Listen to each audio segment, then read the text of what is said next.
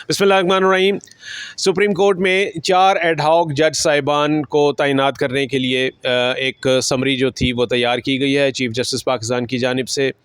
ये ad hoc जज इसलिए तैनात किए जाते हैं कि कानून में या आइन में ये लिखा हुआ है कि जब भी कभी ज़रूरत हो कि जो मतलूबा तादाद जजों की है वो कम पड़ रही है, तो ऐसी सूरत में आप एड हॉक जज जो हैं, जो कि गैर मुस्तकिल जज होते हैं, कॉन्ट्रैक्ट पे लाए जाते हैं ख़ास पीरियड के लिए, उनको आप अपॉइंट कर सकते हैं और उनसे वो मतलूबा काम जो है वो लिया जा सकता है। बात यह है कि कहा यह जा रहा है कि सुप्रीम कोर्ट में इस वक्त 50,000 केसेस की पेंडेंसी है, बैकलॉग है जिसको कि क्लियर करना है और इसके लिए इजाफी जजों की ज़रूरत है। लेकिन बात यह है कि ये 50,000 की पेंडेंसी आज की नहीं है, ये कई सालों से 50,000 के ही लगभग जो है मामला चल रहा है।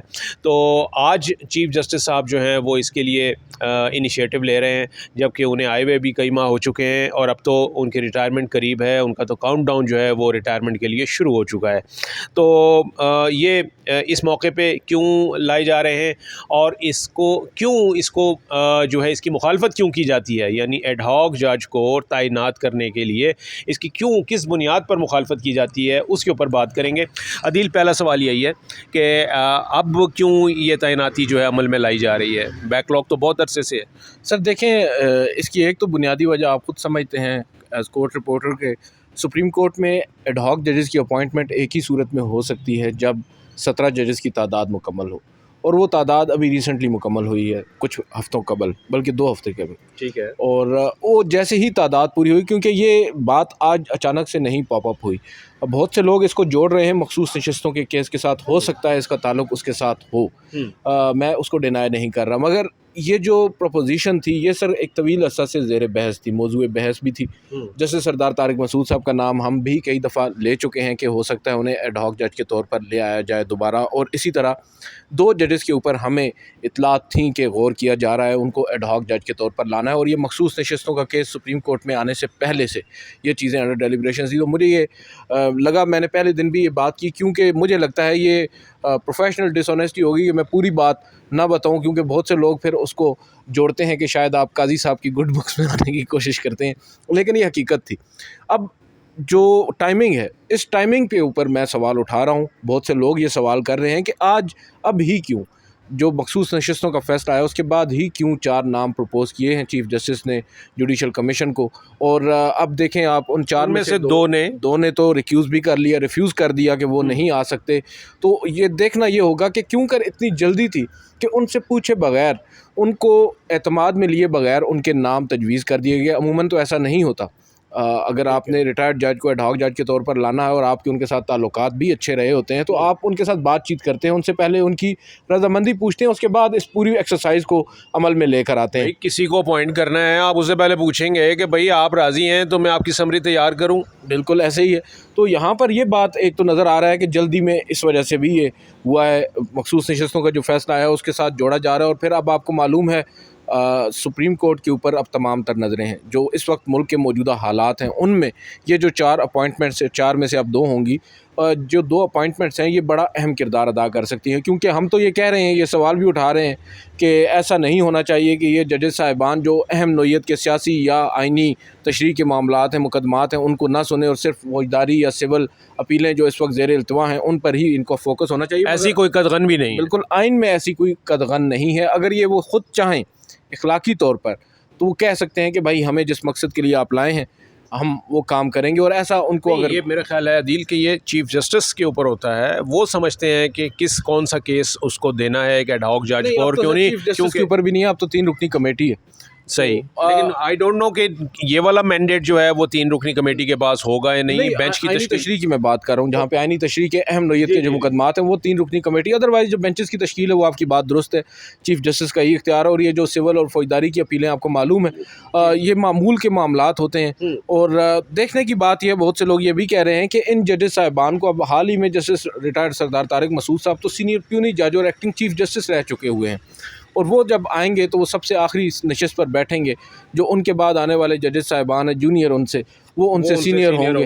तो इसमें देखना होगा कि वो कैसे और क्यों कर और किन हालात में ये पोजीशन जो है वो एक्सेप्ट कर रहे हैं। हमारी इतलात के मुताबिक जस्टिस सरदार तारिक मसूद और जस्टिस मज़हर आलम मियां खेल दोनों ने रजामंदी का इजहार कर दिया है। जस्टिस मकबूल बाकर ने भी आज जस्टिस मुशीर आलम की तरह माजरत की है। ये एक सेटबैक भी कहा जा रहा है। काजी फाइज कल इजलास है इस अपॉइंटमेंट के ऊपर। कल जुमे के दिन दोपहर 3 बजे जुडिशल कमीशन का इजलास होगा। 9 मेंबरान बैठेंगे। उसमें चीफ जस्टिस के अलावा सुप्रीम कोर्ट के 4 जजेस साहिबान, एक रिटायर्ड जज जस्टिस मंजूर मलिक, अटॉर्नी जनरल, वज़ीर कानून और पाकिस्तान बार कौंसिल के नुमाइंदा, ये 9 अफराद कल बैठेंगे। अब यहाँ पर बात ये हो रही है, जो लीगल सेक्टर्स हैं उनमें ये बात हो रही है कि अगर मुतफ़िका तौर पर इनकी मंजूरी दे दी जाती है दोनों जजेस साहिबान के नामों की, तो फिर तो अच्छी बात है, ठीक है, हो जाना चाहिए। मगर कोई उन पर एतराज़ कर देता है या सिटिंग मेंबर्स में से वोटिंग होगी। ऑब्वियसली वो तो हर दफ़ा ही होती है ना कि 5-4 से 4-5 से, अगर 5-4 का मामला आता है तो जो लीगल फिटर्निटी है वो ये समझती है फिर इखलाकी तौर पर इन जजेस साहिबान को चाहिए कि वो ख़ुद ही माजरत कर लें। वजह यह है कि आप एक इदारे में सर्व कर चुके हुए हैं और उस इदारे के ही लोग जब आप पर अदम एतमाद कर दें, बिला बेशक वो अक़लियत में हों, लेकिन फिर भी वो बहुत से सवालात उठते हैं। तो दूसरी सूरत में मुझे ये नज़र आता है कि इन जजेस साहिबान के ऊपर बहुत भारी ज़िम्मेदारी सर इस वजह से भी होगी क्योंकि दूसरी हम देख रहे हैं कि पाकिस्तान तहरीक इंसाफ आजकल ज़ेर अताब है। आजकल तो नहीं, एक तवील अरसा हो चुका है और वो तब भी ज़ेर अताब थी जब सरदार तारिक मसूद साहब बेंच में मौजूद होते थे। हैविंग सेड दैट, अब जैसे सरदार तारिक मसूद और जस्टिस मज़हर आलम मियां खेल आएंगे, उसके बाद तमाम तर नज़रें उन पर लग जाएंगी कि भाई अब ये क्या उसी मकसद के लिए लाए गए हैं जिस मकसद के हवाले से ख़दशात का इजहार किया जा रहा है। पाकिस्तान तहरीक इंसाफ पर पाबंदी, इमरान खान पर आर्टिकल 6 और दीगर मामलात, इलेक्शन का मामला, जो इंतखाबा, क्योंकि इस वक्त बहुत से लोग ये समझते हैं कि हुकूमत के लिए सबसे बड़ा जो खौफ है जिससे वो बौखलाई हुई है इस अदालती फ़ैसले के बाद, वो 8 फरवरी के इंतखाबात हैं। कहीं सुप्रीम कोर्ट उनको ही कलअदम करार ना दे दे, क्योंकि अक्सरियत तो इस वक्त ऐसी ही है जो रुझान ये रखती है कि 8 फरवरी के इंतखाबात मुनासिब या दुरुस्त नहीं थे। तो अगर ये जजेस साहिबान ऐसे मामलात में आते हैं और हुकूमती मौक़िफ़ की हिमायत कर देते हैं या हुकूमत को गिराने से बचा लेते हैं, ऐसा कोई किरदार अदा करते हैं, तो उससे फिर इनकी साख बुरी तरह मुतासिर होगी और फिर इदारों के ऊपर से मैं तो ये समझता हूँ कि आम शहरियों का भी एतबार उठ जाएगा कि आप वो सज्जी तक आगे खबी मारने वाली बात है ना सर। नहीं अदील बिल्कुल आप बिल्कुल आप इसी नुक्ते की तरफ ही मैं बात भी करना चाह रहा था और यही नुक्ता जो आपने बताया, इसी वजह से मुखालफत भी होती है कि एड हॉक जजेस को जो है वो जब आप लाते हैं जुडिशरी में, तो किसी न किसी तरीके से जो डिस्पेंसेशन ऑफ जस्टिस यानी इंसाफ की फरहमी का अमल है वो एक ना एक हद तक ज़रूर कॉम्प्रोमाइज़ होता है। उसकी वजह यह है कि ये इन जजेस का जो तरीक़ाकार है ये एड हॉक जज होते हैं, ये रेगुलर जज नहीं होते। ये यूँ समझ लीजिए कि किसी भी जज को ये कहा जाए कि जी आप 1 साल के कॉन्ट्रैक्ट के लिए या 2 साल के कॉन्ट्रैक्ट के ऊपर यहाँ आ जाइए इतने मुआवजे के ऊपर और ये वाला काम जो है वो कीजिए, उसको जो एक रेगुलर जज होता है उसको पता होता है कि उसके ऊपर कोई दबाव नहीं हो सकता। जो रेगुलर जज है उसको पता है कि उसको कोई हटा नहीं सकता अलावा सुप्रीम जुडिशल काउंसिल के। लेकिन जो एक एड हॉक जज जो है ये बिल्कुल ऐसे ही है जैसे आप किसी ब्यूरोक्रेट को या ब्यूरोक्रेसी में किसी को किसी ओहदे के ऊपर जो है वो कॉन्ट्रैक्ट के ऊपर कर लें, अपॉइंट कर लें।